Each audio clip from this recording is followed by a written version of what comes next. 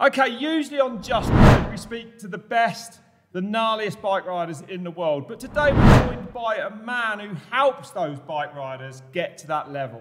One of the best bike coaches on the planet, and with a CV to match, we can't wait to pick your brains. Alan Milway, welcome to Just Ride. Hey Rob, hey. How are you, Alan? Yeah, all right? yeah, Thanks for good. coming in. And I see you in the gym of riders at home. I see you at all the World Cup races. I know you're a coach, is your official kind of title. What do you do then with those riders? What's your role? Well, you sort of explained the overview of the two parts of my job. So one of them is preparing the riders for the season and preparing them for racing. And then the other is at the World Cups. I'm performance manager for Norco this year, so I'm helping run that setup with Greg. And so obviously at the World Cups, that is my job, is to help those guys perform their best on track. But outside of that, I obviously work with a lot of other riders, and I'm helping them, prepare physically, but making sure that is appropriate for downhill racing. Ultimately, I want them to be fit and strong, but it's got to make them better on the bike. If it doesn't translate, they're not going to be interested. So the whole point is understanding the sport and then making sure their training is appropriate for it. That's super interesting. Maybe can you dive into both of those? Like, what is the key to performance off the bike? I guess like typically people would see that as off-season training. I know it kind of continues in season. And then what does performance mean at a race? So what I try to do is, first of all, it's actually understanding the demands of the sport. I honestly think that you need to build that clear picture of what do they have to do on the bike, and then you can prepare them off the bike. So the off-season training, I'm trying to get them stronger, but also more powerful.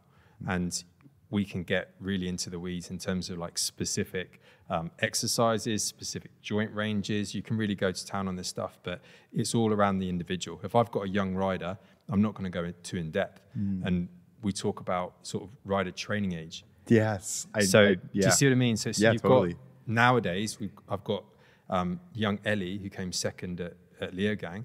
She's young, but she's got a good training age. She's been training. What's a training age? So it's how I've long not they've. heard this Yeah, term. so essentially. Yeah, that's good. Yeah. Yeah, it's how long really they've been into a training program. So you might have someone who's 25, but they've never really trained before, so they've got quite a young they're quite new to it. But if you've got someone who's 18, but they've been in a program since they were 14, 15, they're way more advanced. They move really well. You can really advance their training. So Is that right? yeah, and I think the funny thing is, so when I first met Greg Minnaar, he had an incredible history of aerobic training. So incredibly fit guy. But in terms of strength training, he was still quite new to it. Because I know he's probably less gym and he goes out road riding. Yeah, right? He that's likes his to ride his big bike. focus. Yeah. So when I first Old met school. him, I was thinking, how am I going to help this guy? The Right, world's right. best bike rider. How am I going to help? But then you start testing them, and I'm like, hey, there's a gap. There's something I can help with here. So that's really exciting and really motivating because he's quite young in terms of his training age for strength. Yeah. So I don't have to, I don't have to polish the stone with that. I can give some quite basic, fundamental things, and then you see the improvement, and then he sees it on the bike, and you're like, oh, phew, here we go. He's going to buy And into that this. must be incredible when he comes back to you and go, that something specific in It's training amazing. is, that's your job, right? That's honestly the job. And, Yeah. and with the elite, it's really nice to hear that, but you don't often hear that. That's almost the given.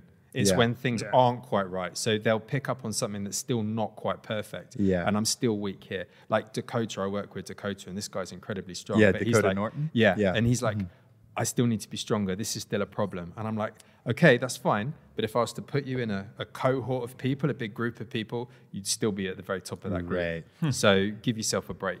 But that's almost the individual you're working with. You've got to understand the personalities. So it would be interesting, Alan, to I kind of want to talk about training through maybe a downhill World Cup weekend and like what things, right? Like you talked about aerobic fitness, like why is that important to downhill? Okay. Like what are the different maybe systems you would work on? And then after that, we could maybe get into like how individuals are different. So like if we thought about a World Cup weekend in the downhill world, now you have like a track walk day, a practice day, and then you have qualifying and semifinals, and then the fourth day is finals. And so when you're thinking of structuring like an off-season training, like how does that fit in? Yeah.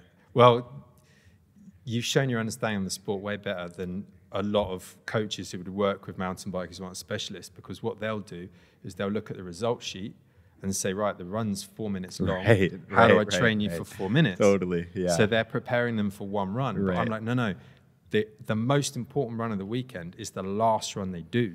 And getting there in shape is difficult. I used to be absolutely hanging tired by the time I went to finals run. Yeah. I'd wake up on Sunday morning, legs Yeah. and arms aching. You know, from practice, I was never fit enough to deal with even practice, to be honest. And that's the big thing. So I have to take that step back and step back again and go, right, what's the demands from the day we arrive until the day we leave? And funnily enough, we actually had the physio on Norco. We brought her on track walk last weekend.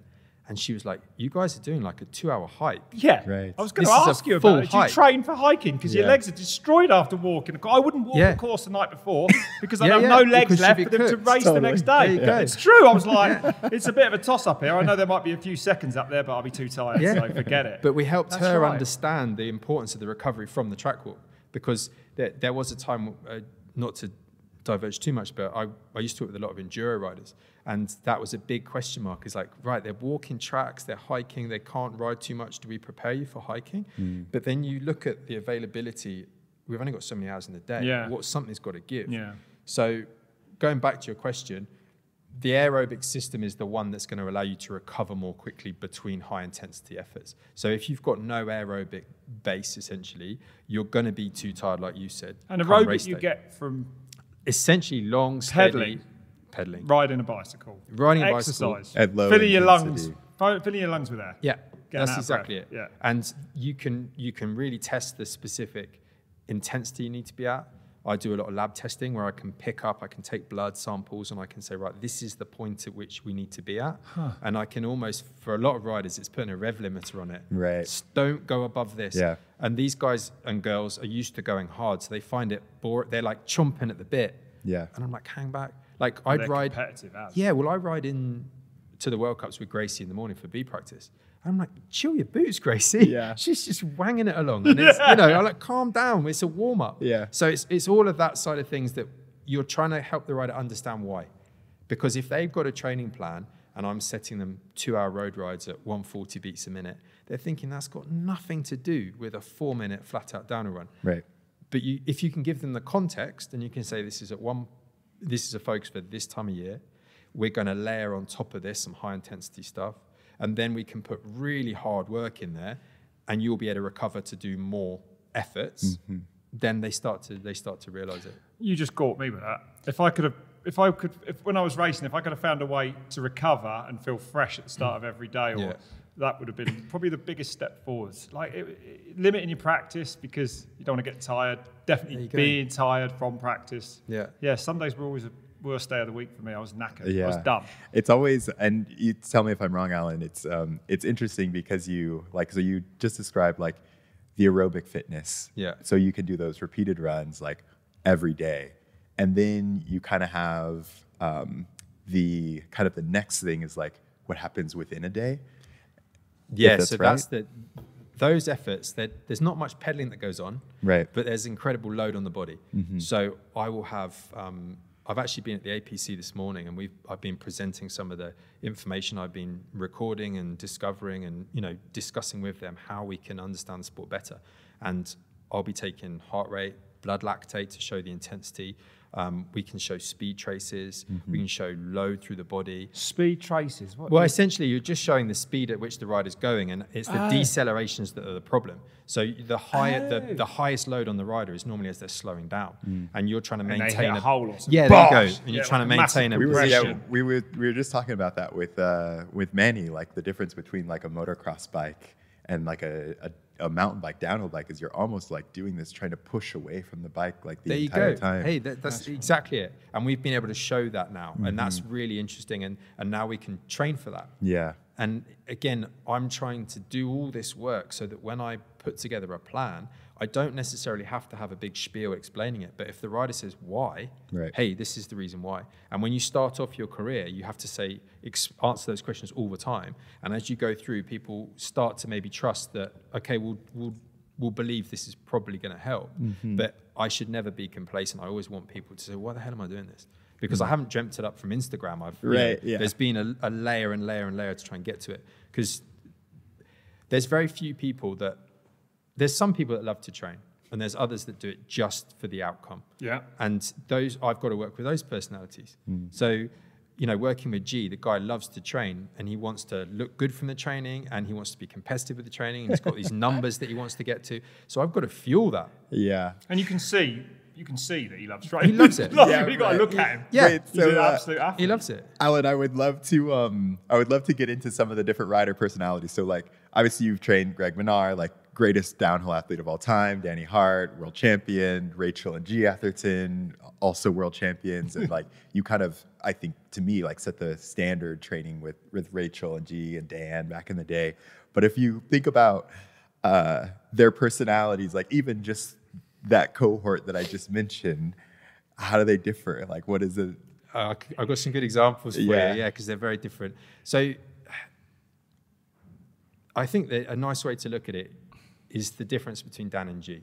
That's probably the easiest way to explain them. So Dan's G's brother, for those there that you go. don't So know, Dan, Dan's G's brother. So if I went into the gym with Dan, I would have planned the session, and if it was just me and him, I'd set him the target weights and he would do them. And if I asked him to give his best or a maximum lift or whatever, then he'd do whatever he could do. With G, he couldn't care about that. He just wants to beat someone. So I'd have to phrase the session in a way that would get the most out of him. What, so Dan did 200? Well, there you go. So, Yeah. And so another good example of how we fuel that is I was in the gym with Danny Hart, and G had he was able to do a certain number of reps with a certain weight hanging from his belt, doing chin-ups. And I'd said this to Danny. I was like, look, G's able to get 6 at this. And Danny was like, right, let's give it a go. Now, bear in mind, Danny weighs 10 kilos less. Right. So Danny does, say, 4. And I'm like, Danny, that is incredible. If, say, G's at 6 and you're at 4, that's awesome. And I said, I've got an idea. I said, give us another rep. So I filmed this rep, and I'm like, fucking hell, you got 9 reps. 9 reps, Danny, fair play to you. Well, he did do 9. No, I'm just making it up. Just watch what he's going to do. So then what I do is I WhatsApp that video straight to G and say, I'm in the gym with Danny, check out what Danny's just done. You did not. Yeah, and I didn't know this. What? Yeah, well, you fueled the competitiveness of G Atherton. You're mad. What are you doing? So what I didn't know at the time, so what I hadn't realized at the time was he was walking out of the gym in Andorra with his girlfriend because he had a gym session planned. I love it. So I knew he was in the gym. He was walking out of the gym, and I'd spoken to his girlfriend after, and Katie said, we literally had to go back in the gym. Oh my. Yeah, I knew that was coming. And he got 10.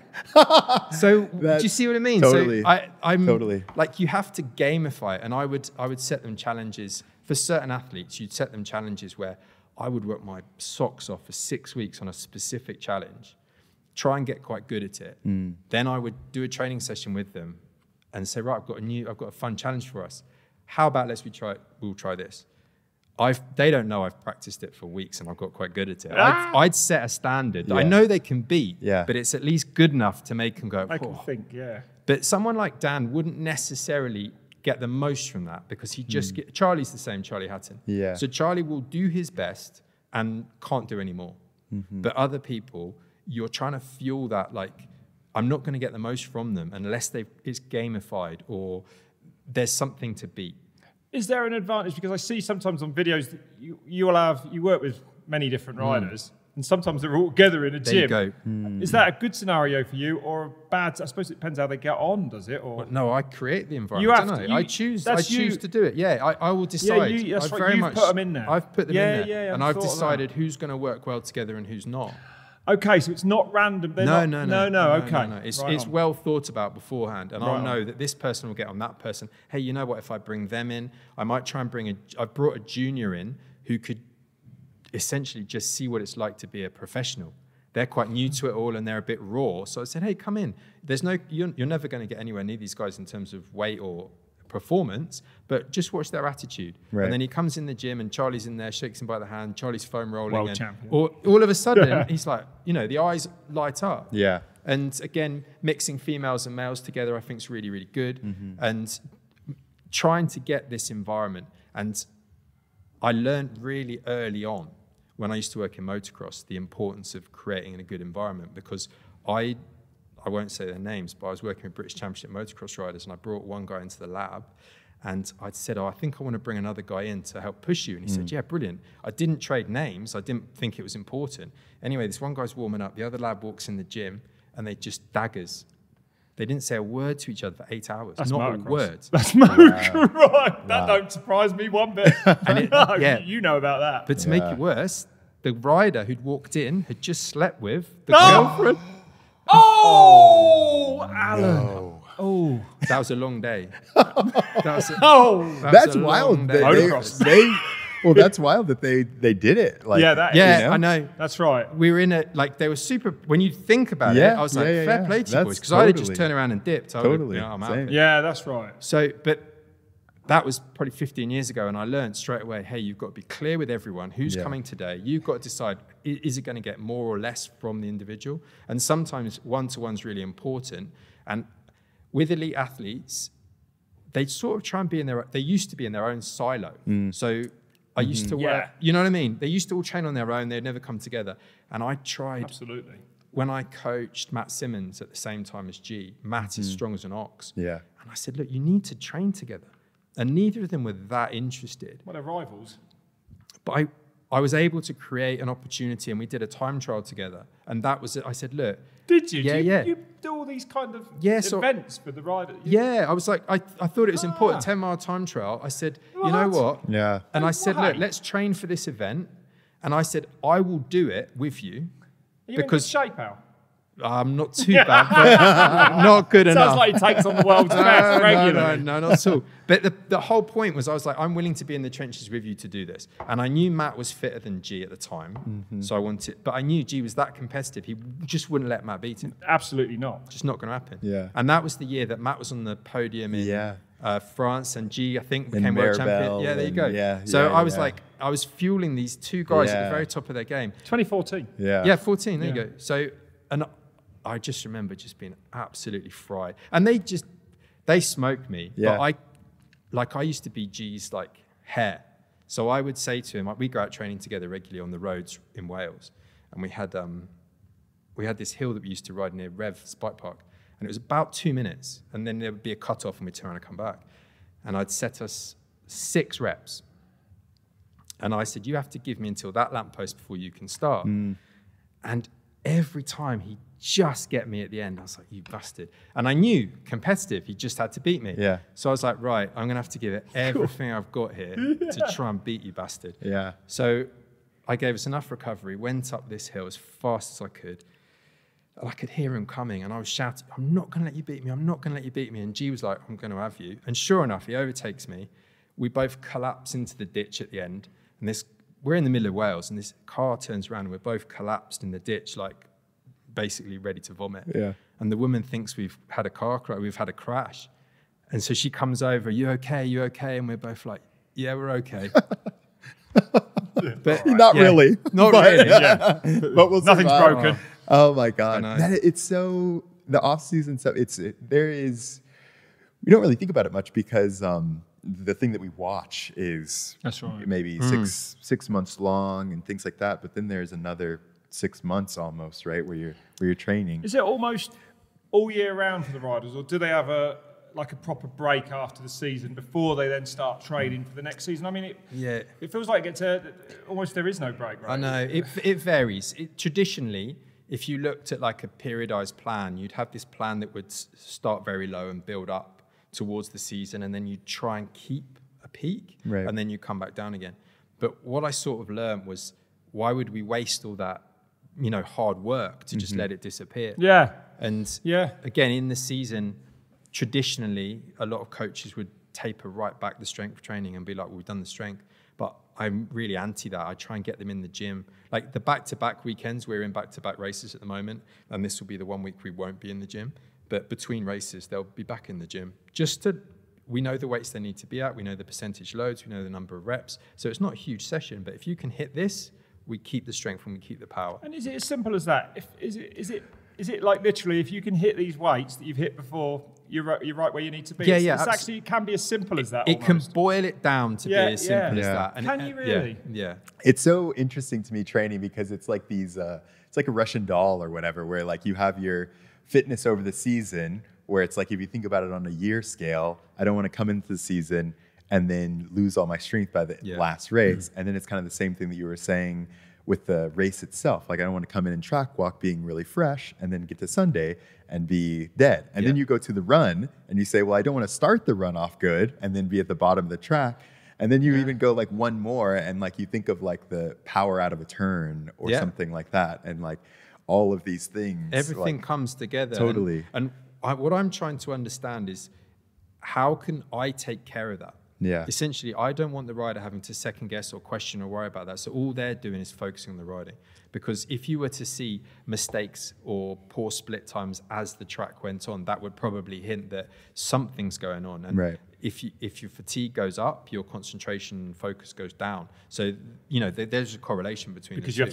you start getting distracted by essentially feel, right? how you feel. Then there's a mistake or you miss a breaking point. So we're always trying to understand that, but I just want the rider to feel when they get to the track, they just focus on riding the bike.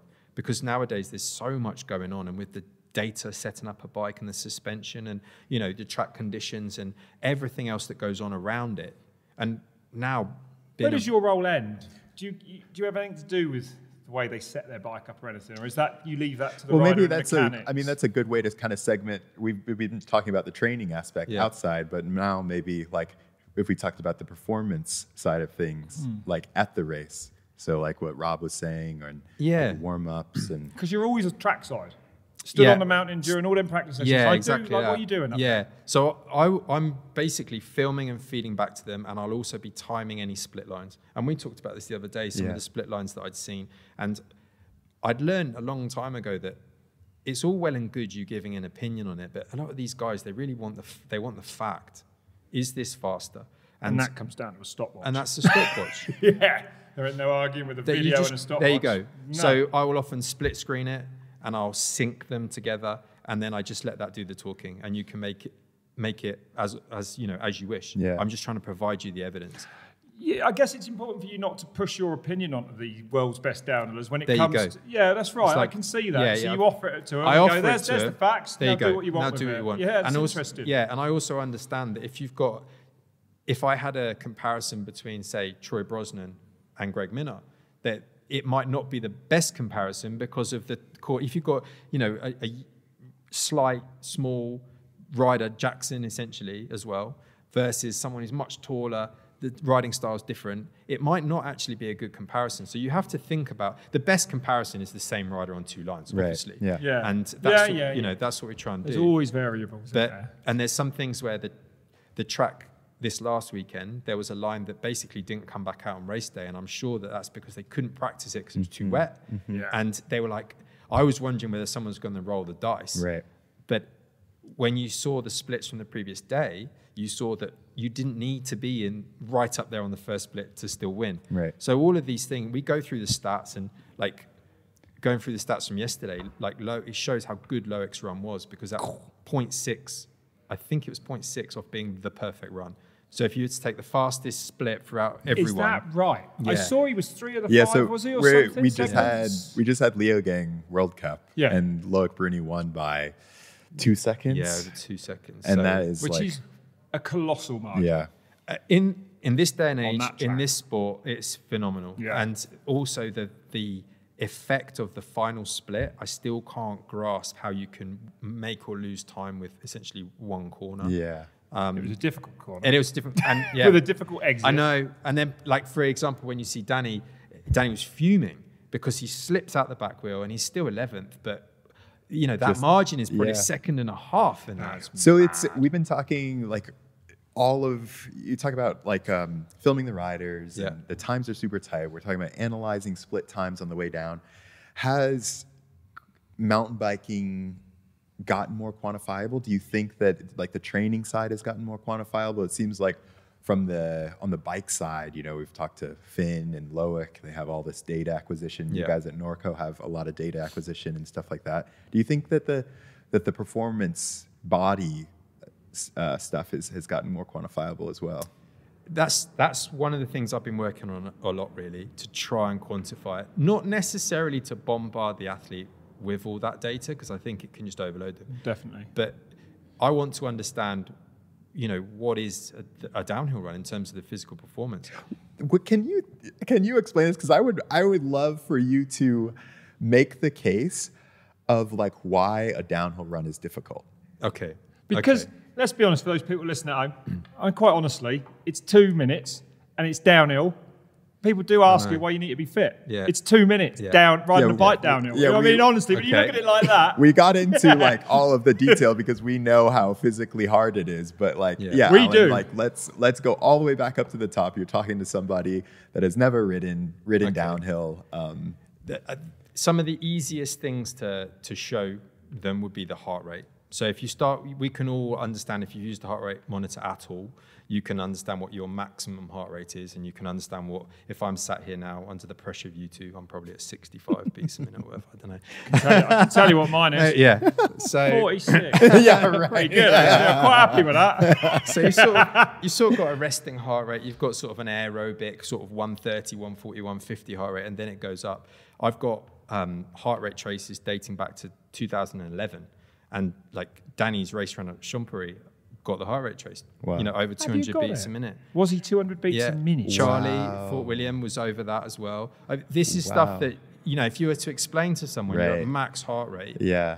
And then another good way to explain it, because you'd have watched the Olympics. If you watch an Olympic rowing event or the Oxford-Cambridge boat race, they cross the finish line, they just collapse, don't they? Yeah, they are done. So if you take a blood lactate sample from those guys and girls, they're probably at 17 millimole. What does that mean? What's a millimole? So millimole is essentially, it's accumulation of blood lactate. So it essentially shows how hard you're working. If we're sat here now, lactate is an acid, right? It's the one you feel. It's the one that gives you the burn if you're riding uphill too hard. There you go. The one I avoid massively always. So if we're sat here now, we're around 1. You've got this sort of first level of accumulation that's 2. And then once it gets above 4, things get messy. So if you think about it, if 4 is a threshold for getting really hard, and you're just going to go up like this, 17 is way up there, way up there.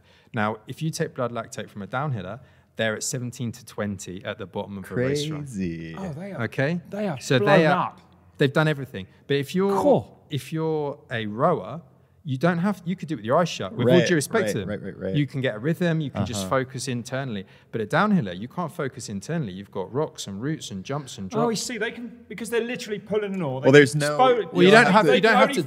You're not riding a bike. You're effort, just. Whereas we have to do that and wrestle a downhill bike. I understand that. No, that's right. I never thought of that. In terms of that effort, that's why I find it so phenomenal.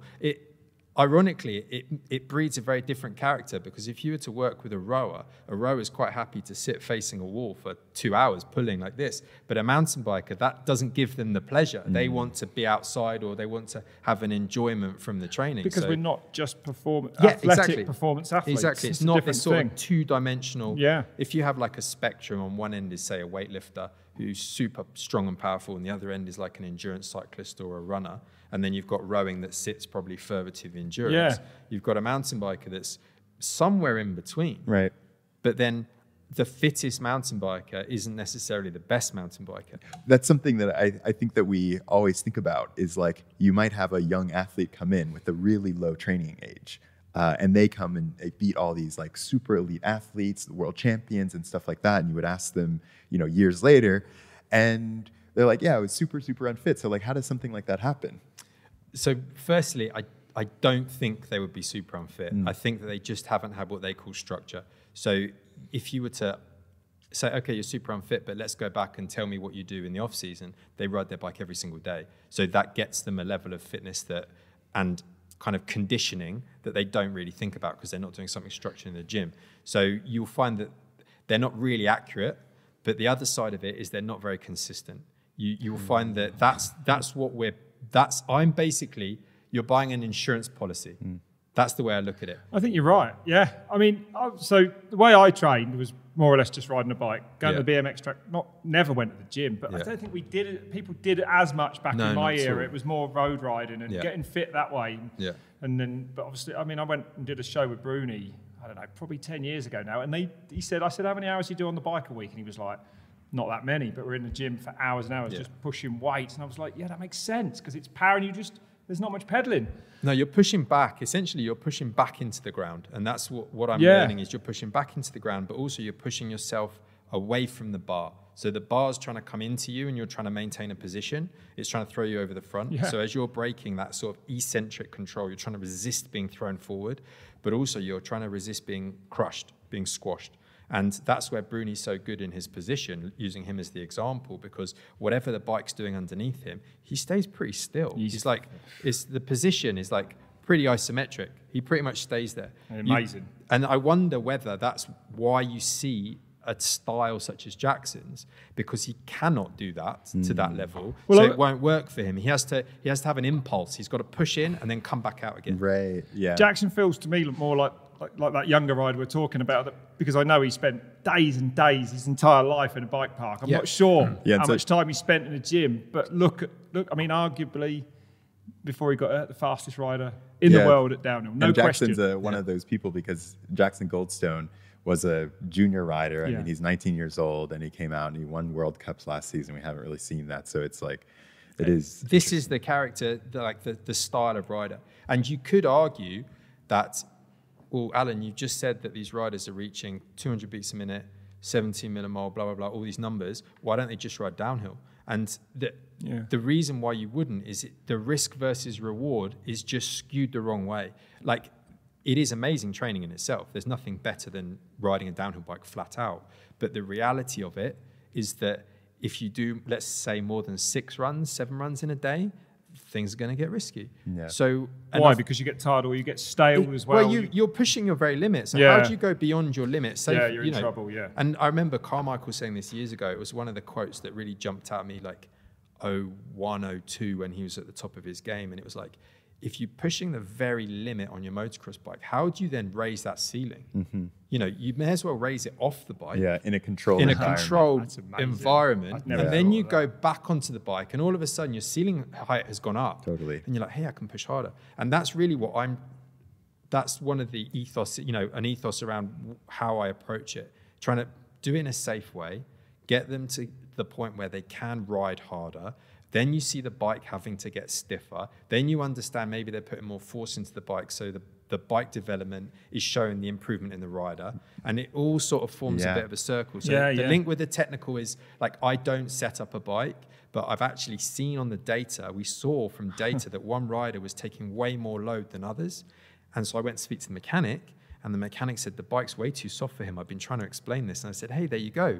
We can show the bike's too soft. And did you then show that to the rider, and the rider took it on board, or not? Is that right? And they wouldn't have done without that data in front of them? Maybe not, because they wouldn't have. So you do get involved. That's your involvement, kind of, as much as you get into the bike setup. Sometimes, if it's glaring at you, you might. Yeah, and I'm really lucky because I've got a great relationship with Tom Duncan, who's sort of head of technical at Norco, and they've got some amazing engineers, and I'm involved in that loop because. Are you? And that must be because you sound like your job. It's not a job to you. You're like the way you're working. You love what you do, and you love taking it forward. You're really interested. That's clear, in everything. I've driven straight from the race to have a meeting at the APC. I've been there all morning, and I said to the Red Bull. The Red Bull Athlete Performance Center. Yeah. And they asked me, what am I doing now? And I said, I'm coming to see you guys. And they were like, oh, you must. I said, I'm buzzing. That environment, I was so excited to discuss it, to ask questions. Like I said to them, I'd love to buy a house just around the corner because that facility is like getting there every day. Yeah. It's like us having the best downhill tracks. So, Alan, I would love for you to talk a little bit about the mental side of things. Do you get involved in that then? Yeah, well, you have to, because ultimately, I think that the best rider isn't always the best racer. And the problem you have is that you have to deliver. You have one opportunity to deliver that weekend. And if I see a rider on track, and we've all seen them, you've been trackside for decades, you see these riders come through and you're like, they could win the race on that pace. Totally. There's no one faster. Yeah. There's no one faster. You see that all the time. In sections. But they can't do it. And I will often discuss, to me, two of the big things that a rider needs to think about is one, visualization, is actually preparing themselves for what's to come. And that's going through the track in their head, really trying to understand where they are on track and practicing that, because it's a skill to practice. I think some people think it's some sort of voodoo that you... I could visualise you know most what I mean? of the tracks I raced top to bottom from 20 years ago. I could actually run them through my head in video, even Nevergirl, I can see it now. I can see all the rocks, so I know exactly where I'd want to go. This is it. Top to bottom, it's still there. And it's that's still because before a race run, unless that was unless I could visualise the track, my line top to bottom, and it's not possible being in the startup really. Yeah. So that was my thing to do the night before. I'd lay in bed and try and remember the whole track. That was what I did. Yeah. And it's vital. And the other thing is that helps keep you in the present. Right. And that's one of the big issues that you have with a rider is when you're a junior and you're up and coming, you're staying in the present. You're not thinking about the contract. You're not thinking about the prize money. You're not thinking about the bad results that you got last weekend. Yeah, you're not going in, because often if you think back to the past, it can breed resentment or upset or depression maybe. And if you're worried about the future, it's like anxiety often. You're like worried what might happen. But if you can just stay now, that's all we live in is the present. So if you can keep them in that spot and they think, I'm in the left-hand corner now where I need to be outside of this route, that's where they end up. And if they're too much into the mechanics of it, it's a little bit slow. But if it's training visualization, they're in that magical flow state where they're just doing it and you're just doing. And do you help?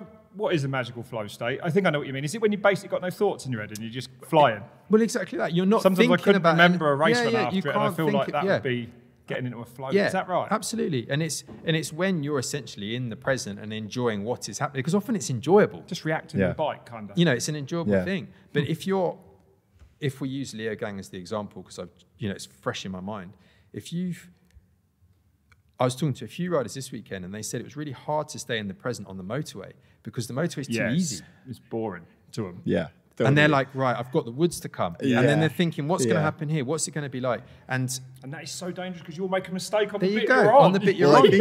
I think one of the things too, like when you talk to a lot of elite athletes, whether it's like, downhill or motocross or whatever sport, the better they get, the more they say, well, I started to realize that the race is won on some of the easier parts of the track. I remember talking to some of my like motocross friends, and they were like, oh, yeah, you're like supercross race. Maybe you have a triple and the turns or whatever. And they would be like, the part that I was making up the most time was right down the start straight, the easiest part of the track, but I was just holding it on just a little bit more. And it's like the same with the motorway at Leo Gang. Like you saw Lucas Shaw like make up 2 seconds on everyone. And so, it's super interesting. It really is. And it's because people, Fort William last year at World Champs, working with Charlie there, you came from a very known quantity on the upper section. You went through what was the Deer Gate. You had a few turns through there under the gondola lift, and then you went back into the woods. That wood section until the Red Bull drop, there was probably 50 people in there filming lines. And we assessed quite quickly that the race probably wasn't going to be won in there. It was probably going to be won somewhere else because that was quantified and short. And Charlie won the race, I think, 4 corners before that. Yeah. And we spent time looking, it was an inside line better. How can you ride those corners? And he took his time there on something that I think a lot of people had overlooked. And they were thinking, right, the woods. And basically, unless you mess the woods up, we're fine. It's one, we've assessed where you need to go. Yeah. It's super interesting. But you assume, because it's difficult, there you go. There's a massive opportunity to make a lot of time. So I would as well, and I'd put all my eggs in that basket. There you go. Nail the wood. 2 seconds there. I nailed the wood. But you're not staying in the present. You're worried about the wood. So if you can, totally. it's these bits that... No, and that's right, because you would already be thinking about it. And especially if you're on a good run, the pressure's building like, the woods are coming, don't blow the woods. And all of a sudden, bang, you're on the ground actually more often than not. Alan, we thought it would be fun to have you build like the ultimate mountain bike rider. So like mixing some attributes or like picking a person for each category, and maybe just like you could just say a name and maybe a little why, and I'll just go through this. There's 5 of them. So who do you think the fittest rider? It could be somebody you work with or not or whatever over the years, but fittest, and we'll just stick with downhill. So fittest rider. Oh, grief. Fittest rider, probably Luke Myers-Smith. I think, he's an absolute animal. Is that right? He's an absolute animal. No, wait, I thought you were going to come at me with a Bruni or something. Yeah. Yes. I honestly think he's like, I don't want to, it's his information to share Yeah, himself. sure. But like everything he does constantly blows my mind. Is that because he's a natural athlete? Is there a certain aspect to that, or because he works harder? Well, I don't know if you know those brothers, but Luke and Remy are just absolute chalk and cheese, and they're very, very different characters. And Remy's laid back and chilled, and just a super talent. I'd say that I've got to be careful here because I know them both and coach them both. But Remy's like maybe the more naturally gifted one. Relies more on his. And Luke is like, I'm going to work my socks off to make up for any shortfall, and he has no shortfalls because he works so hard. Yeah. So I think that's a pretty good answer for the first one. So then, strongest rider. I coached some strong boys, and again, you're asking the wrong person because I'm like, what is strong? I'm looking whether you want a deadlift or a squat or a figure that I take for something else. But I'd say G's a good one for being a strong ox. Yeah. Yeah. I think. I don't think any of us are going to argue You're with gonna that, argue with that really. Let him have that. Let him have that. That's fair. What about the best mentality? Dan Atherton. Yeah. Really? What is that? Yeah. So what does that mean to you? I loved coaching Dan. Yeah. Did you? I just absolutely loved it. He put a smile on my face because he walked in the gym and he just like, he was a pleasure to work with. He gave everything he had. And that's not to say, like, I'm so lucky. I get to work with these amazing guys and girls, and we have a good time. We put the drum and bass on in the gym, and we have a brilliant time working. And I really want that ethos. Mm-hmm. But I'd say if you were to boil it down, ask me for one person, like Dan was that guy that was I loved working with because he always wanted to get better. He had that little bit of Luke Myers-Smith about him. You know what I mean? Yeah, I want to get better at this. Yeah, I'm not doing it to tick it off, and I'm not doing it for anything else. I just want to be my best. And I felt as though he was robbed of EWS performance with a couple of injuries. Like one of his injuries, we'd worked the entire winter. Sven flew over to do a photo shoot up at the bike park, and he asked him to do a 360 or something, and he dislocated his shoulder. And I was just like, I was absolutely spitting feathers. You know what I mean? Yeah. So it's just like I was like, what do we do? And then the shoulder fell out during Mega Avalanche, and we were like, here we go. So I feel like that's one of those regrets that you have as a coach because I could see the potential that lad had. Yeah. And he was lovely to work with. So yeah. And a brilliant bike rider. Yeah. What about most naturally talented? Mr. Danny James Hart. I think. And the reason I say that is you could put him on a bike from Halfords and he'd just thrash everyone. And in a way, that's almost something he has to work on because he's so good. Does he think about refining as much as others think about refining? No, I don't think he does. Well, I think. Well, what do you think talent is? Like, that's a good question. So, talent is something that I think is an overused term. Okay, I think that talent isn't necessarily a skill-based thing. I think it's an attribute or a combination of attributes. So you're talented if you can maybe learn something quite quickly. Whether you actually go to become any good at something is up to you to put in the work. And again, talented on a bike, I think, is more how much you think about the process of learning. Like I'd say Charlie is super talented on a bike because I ask him how he goes around a corner and he can't tell me. I'm like, did you have to drop the outside foot there? Did you push through the bar? I love that description. I love it's almost like you can gauge it by like how articulate somebody is. Yeah. Like Brendan.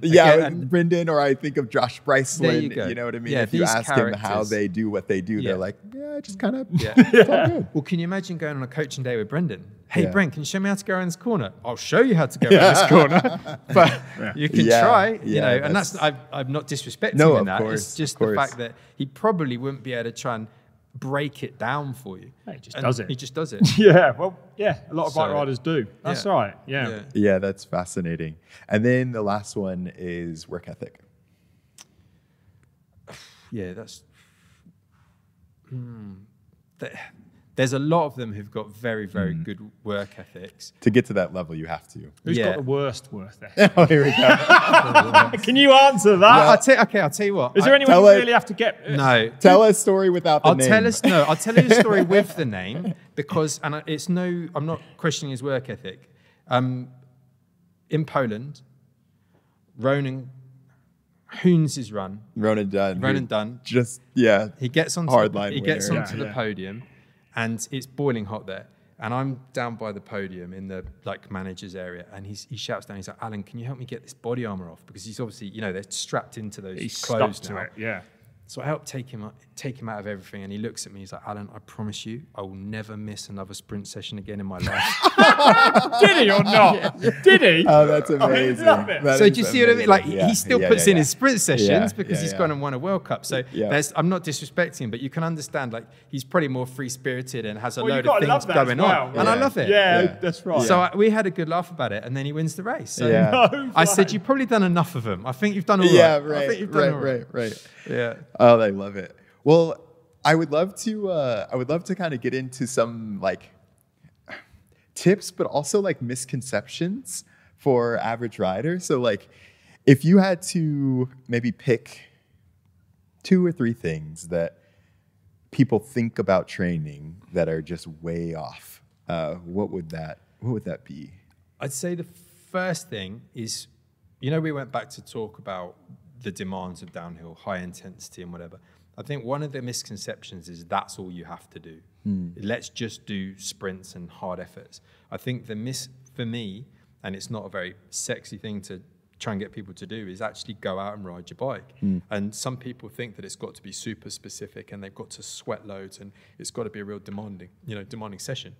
But actually, improving your aerobic ability and actually being able to put in laps and ride cross country, ride an enduro loop is way more effective initially. And so that is one thing that I did want to ask you too, is like, what is the difference between what somebody, so we had Lael Wilcox on, who is going to ride around the world. Is riding around the world. Is riding around the world as we speak, in 110 days, hopefully. Wow. And so you think about somebody like that, like what is training for that look like? What is like endurance and the difference between like that and a short downhill run? Yeah, so their training essentially is to raise the ceiling height at which they start to accumulate fatigue. And if you can raise that ceiling height, it means you can just go at a pretty decent lick all day long. So that's the demand. So cross-country World Cup races, Nino Schurters, I'm not wrong in saying they basically, such a threshold now, they can sprint almost for the entire race, because that's what it looks like. Like, that's where it's gone. Yeah, so this is where you'll see these things on YouTube, and what they'll do is they'll have a marathon run, like the world record marathon runner's pace, and they'll set it on a treadmill, and then they'll get you or me to go, right, stand 1 foot either side and see how long you can run at that pace. Yeah. And so for us, it's an absolute sprint. Yeah. So is it? It's absolutely flat out. Yeah. You can do it for like it's just unbelievable. 1 minute maybe. Yeah, Is that you can do how it like is? a minute. And that's... Oh, really? So if you think about it like a Tour de France, if you had a Tour de France athlete's threshold pace, right, how long can you sit at that? They can do it all day long. We might do it for a few minutes. And even some of the world-class downhillers I would train, they do an effort for 5 minutes, an absolute all-out effort for 5 minutes. And the wattage was very similar to Bradley Wiggins' Olympic time trial average wattage, which was an hour's stage. So they can do it for 5 minutes. So they can do it for 5 minutes, he does it for an hour. But if you ask Bradley Wiggins to do a max power output, his would be nowhere near any of the guys that I work with. So when you think about it like that, it's what is fitness? It's preparing you for the demands of your sport. Right. So, but there's a lot that's hidden underneath that. So for this situation, if we're talking about an amateur rider, I would be I'd encourage them to just ride their bike more. And it sounds obvious and it sounds boring, but a lot of people, you have more fun on the weekend if you ride during the week. And I mean, I guess that's even better, because a lot of people are working jobs. They don't have time to get out there. And so you're kind of saying, well, not only is the best thing for you to do to ride your bike, but also instead of saying, oh, I need to get into the gym all the time and whatever, just use that time just use that time. And a lot of people are never limited by their facilities. It's only by their attitude. And it sounds awful because... No, it's true. I've worked with... gym I never do. Yeah. And and some of the best athletes that I've ever worked with were amateur athletes, and they never went anywhere because they didn't have, they had this talent to be really good, but it never got used. And it was something that you could see. I was like, there's always an excuse. How's training gone? Oh, I had this problem, I had that problem, I had that problem. It never got done. But a pro very rarely gives me an excuse. That was something that I realized early on, or I guess early on when I started training. My trainer, Jarrett, he he also trained some motocross guys, and I got to go to Chad Reed's house. And it's all coming wow. Just casually drop that in there. Oh my goodness. And so it was so funny because like I spent a week there, and I remember talking to him. We were kind of like, hanging out or whatever, like during hanging the out with Chad Reed. We're gonna have a little discussion after this podcast about this. Believe me, you and Chad Reed hanging out. Well, I was talking to we had just done our training. I went out to Florida, and so I was like riding and stuff like that, and we were doing all the gym stuff. It was then like my off season right before they started their season in the Supercross, and I went back to the hotel with Jarrett, and I was like, dude, like, he's doing the same stuff that we're doing. And he was like, yeah, it's just consistency. Like, it's back to your training age, right? Yeah. Like, it's just that he hasn't missed a day for like 20 years or whatever, And I mean, that's kind of it was one of those really eye-opening moments for me, because you think of these elite athletes like a Bradley Wiggins or a Loic Bruni or, Lael Wilcox. They do these inhuman training sessions, but it's actually just this consistent, high quality training for a really long time that is the most important thing. And it's something that has continually impressed me with Greg Minnaar, because he has so much going on. He was heavily involved with setting up the Norco team, and he controls so many moving parts within that. He's got so many other people wanting him for stuff externally. Yeah, of course. And my phone will go off. I leave my phone downstairs now, so I come down in the morning and he'll have done his first session by the time I'm out of bed. And he's got it done so he can then get on with his day and then be ready for the next section. And for me, he could have a million excuses. Yeah. Some guy working 9 to 5, with all due respect to him, you're not as busy as Greg Minnaar. Yeah. Yeah, totally. You know what I mean? You could get out of bed. Totally. If your work starts at 9, hey, you can get out of bed at 5:30 if you want to. You're just never going to do it. Yeah. And that allows this consistency. Right. So there's very, very few times that I've ever, how's the session? Oh, it's fine. It's got it done. And I'm thinking, he got it. He flew in at like 7 o'clock to Andorra the night before. He is incredible. Yeah. And I just don't know how he does. He's just relentless. And I guess that's why he's been able to be. That's why he's the greatest of all time. Like, he's never satisfied. Yeah. He's always hunting for the perfect bike. That just secretly between you and me, the perfect bike doesn't exist. Yeah. But that's you know what I mean? Don't tell him. But that's the hunt that's the point. Yeah. That's the point. That almost is what, you know what I mean? To me, it almost feels that eternal quest for that there is you go. almost going to hook Greg in for as yeah. long as he wants. As long as Because he gets so into it and he enjoys it. And he loves enjoys that. Yeah, he enjoys that. And then when you see the time I really saw it shine, I've seen it a few times, but Andorra last year, you could see his twinkle in his eye because he had his friends there. He was happy. I was like, he's going to be dangerous today. And then I can't remember. I think it was Lenzerheide the year before. He was on the podium. Totally. And again, he had his family there. He had Sarah there. And the bike, how's the bike? Hey, I think the bike's all right. And I was like, sheesh. Yeah, that watch never out, comes world. out of his mouth. Yeah, I was like, watch out, everyone. And then he delivers. And it's not to say that there's a bad bike. That's not the point. It's this.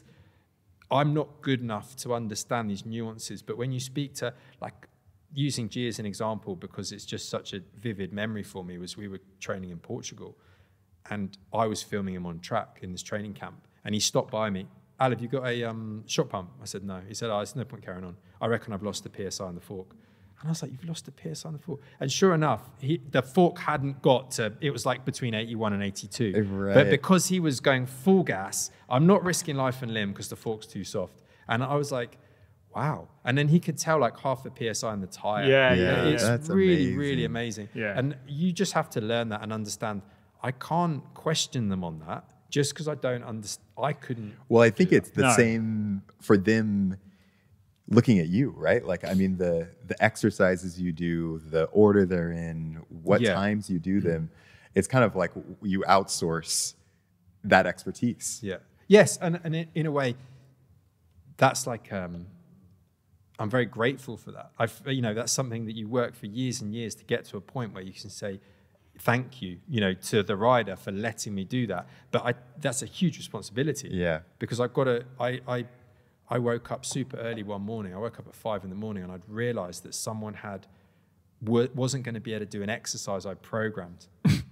And I literally was up at 5 a.m, went downstairs, opened the laptop on, I changed it on the program, and then went back upstairs. My wife was like, "What are you doing?" And I was like, "They couldn't do that because of this, that, and the I had other." a nightmare. And it was an absolute. No I was so embarrassed. I was so embarrassed that I programmed that because they told me they couldn't do something. Right. You know, my left shoulder's a bit sore or whatever. And then I programmed this exercise in, and I was like, "How dare you do? Of course they can't do that." And that, you know, unfortunately, you don't stop at 5 p.m. when everyone else sort of goes home. How much have you seen the sport change from, say, you know, I mean, the Athertons both world champions in 2008, Rachel and G. How much has it changed from then in the way of like the numbers, the science behind it? Is it possible to perform at the top level without like real science behind it? And I'm talking about the athlete themselves, you know, because Bruni, he is, like you said, when you mentioned consistency, he has it because I just look at him and think, yeah, look at him. He can perform on any track. It doesn't matter what that track is. He'll be there. And Alan, maybe a really nice way to frame this is like if you just talked about the different eras of, you know, back in 2008, it was important to have this level of fitness or to do this thing. And then we think about like Aaron Gwynn coming. I think that he kind of raised the level. That's right. Then, He did. Yeah, so if you just talked about that, like, and if you go back to my day, it feels to me now that all the advantages that were around in the early days of the sport, if you were fit, Jürgen Beneke, massive advantage. Yeah. The bikes, massive advantages there, but they seem to have all gone now. Everyone's fit. All the bikes are pretty close. So that's what I'm saying. Is it down to the training? It's partly down to the training, I guess. The training definitely comes into it. I think there's more understanding of your baseline, where I need to get to. And before you had this drop off. And, you know, we talked about this in sort of insurance policy before. You had a few guys that were training and they'd always be there. Then you'd have this wild card who come in, and if they could stay on the bike, they'd probably be right up there. But now there's 35, 40 really good, consistent guys. Mm-hmm. So the strength and depth has really, really increased. Massively. I'd say previously there were good bikes and bad bikes.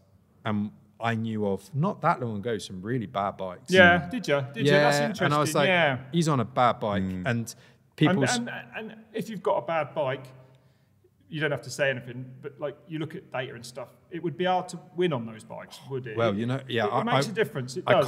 I can't, it would be wrong. No, exactly, I know that. Yeah. But I know one rider who was contracted, he was riding for a team, and he asked to borrow another bike for shits and giggles, rode that bike and was like 5 seconds faster, and it was the most depressing. On the clock, he literally back to back. First run on this new bike, and then can you imagine? You just go back down. I know another guy who was contracted to ride a certain suspension, and it wasn't working very well, so he put on different suspension, and he was basically in the back of the van crying at the end of the day, and he was so upset, and it was really sad to see because I'm like, you poor bugger, because he knows what the other half have, and he's like, I'm on this useless garbage, how can I compete? And that wasn't that long ago, but now we're at a level where there's a lot, it's all really good. Is it? It's more like the nuanced setup, and some people rely on getting it, I need it perfect to perform. Greg, and other people maybe like Danny, just give me a bike, you know, the handlebars on straight, and let's go. Near. Could you make that same kind of comparison to the body, like that everyone's kind of training? Hey, that's interesting. Yeah, that's a really good thing to look at because everyone's training has got better, and now they're becoming maybe more critical. So like I said with Dakota, he's like really in tune with certain things he wants in some way. Greg's the same, really in tune. Some of the other riders, like, I just want to hit a certain number. Like with some of my athletes, before they went to Mont Saint-Anne, for example, they wanted a certain bench press. Now, I need this bench press because I knew that it wasn't a physical requirement for Mont Saint-Anne, but mentally, right, I'm ready for it. Because it's a long track. Exactly, a long track, physical, am I ready? The confidence that must give them. Exactly that's invaluable. Invaluable. That's right. But because I knew that, I would prepare to get them there. You have to prepare them just for that. For the bench press, so that they can mentally be good. But if the confidence isn't there, you've had it. You've had it. That's right. So your Bruni now is so confident. You can sort of see it in his riding at the moment. And this is when you see these people on a confidence wave, like we said earlier, like Lockie Stevens, like he had that confidence, incredible lad to work with. And Poland, up at all the splits crashes, comes in, and he's now so like dialed in. He knows. He knows. Here we go. Yeah. And then he just delivers. And he took some, like in the woods, he took one of the lines that people weren't really doing because it was super risky through those trees. And when you don't want to look at that, what he was doing. But when you see him just go straight through, you're like, well, it was clearly faster. You know, if you can stay on. Totally. Alan, what do you think is next for mountain biking? Where do you see all of the performance going as a whole? I'm excited, but I'm also worried, I guess, about what's next, because when we talk about things getting more professional, where maybe World Cups are getting to this tip of a spear, but we haven't got in place maybe what's needed behind it.